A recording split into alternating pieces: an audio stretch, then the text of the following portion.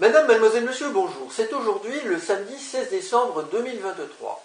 Dans la vidéo précédente, je vous ai montré comment, selon moi, le président de la République française, Emmanuel Macron, est sous influence extraterrestre mauvaise concernant le plan apocalyptique qui est co-réalisé en quelque sorte par l'humanité depuis plusieurs siècles avec des extraterrestres qui se servent des monothéismes, principalement le christianisme, mais aussi par exemple la religion hébraïque, pour finaliser leur plan ayant pour but d'installer une théocratie mondiale.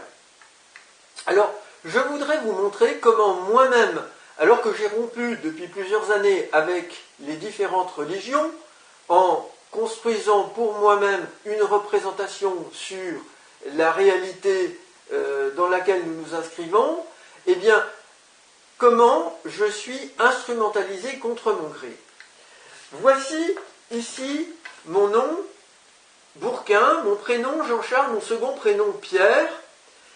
Si je remplace le trait d'union, qui a pour valeur 1 par la lettre I en chiffre romain, qui vaut également 1, je peux décrire avec cela, en redistribuant toutes ces lettres, ces 26 lettres, donc l'événement qui fait polémique, qui s'est produit à l'Élysée le 7 décembre dernier, à savoir que le grand rabbin de France a commencé de célébrer Hanouka, cette fête des Lumières juives, en allumant 2 bougies, puis en priant et en chantant, devant un groupe de personnes, de communautés religieuses différentes, rassemblées là dans cette réunion privée par Emmanuel Macron à l'Élysée. Je trouve ici Corsia, pour le nom du rabbin, Chaim Corsia.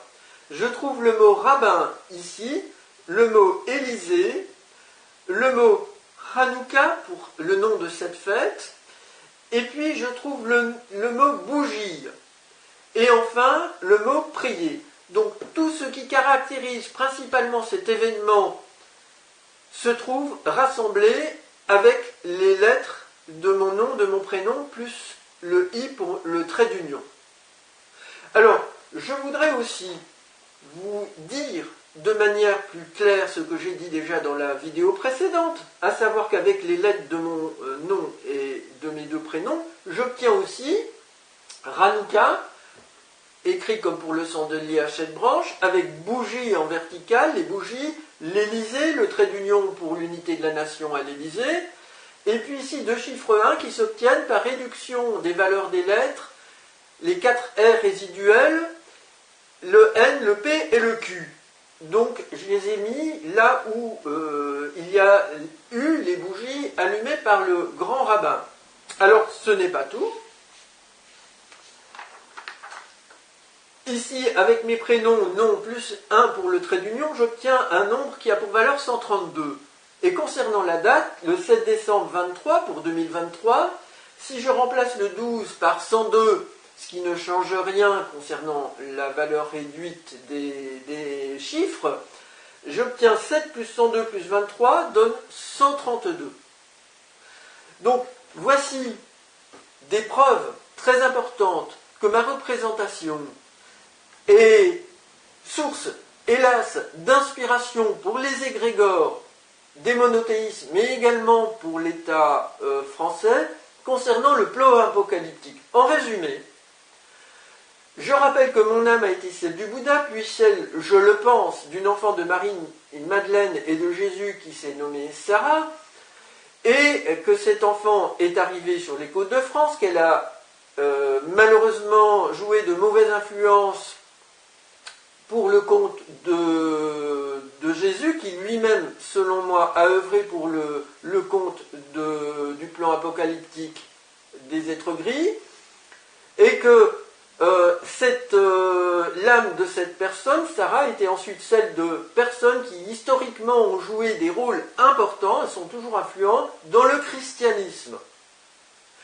Donc même si moi j'ai rompu, à travers ces représentations, cela joue toujours, et il y a une attente qui est projetée sur moi comme médiateur pour le plan apocalyptique, ce que je rappelle avoir fait malheureusement en 2007 pour le compte de ces extraterrestres, 2006 et 2007, croyant bien faire. Après quoi j'ai rompu. Tout cela est archivé, Et malheureusement, je ne puis que alerter et déplorer ce qui se passe. C'est un drame épouvantable. J'informe enfin d'un livre à caractère scientifique de Jean-Pierre Petit, ancien directeur de recherche au CNRS, avec Jean-Claude Bourret comme second auteur, aux éditions Guittre et Daniel, un livre qui spécule sur l'existence de l'âme et sur la psyché des égrégores humains. Je n'y adhère pas complètement, mais je trouve que c'est très intéressant. Madame, mademoiselle, monsieur, je vous remercie pour votre attention.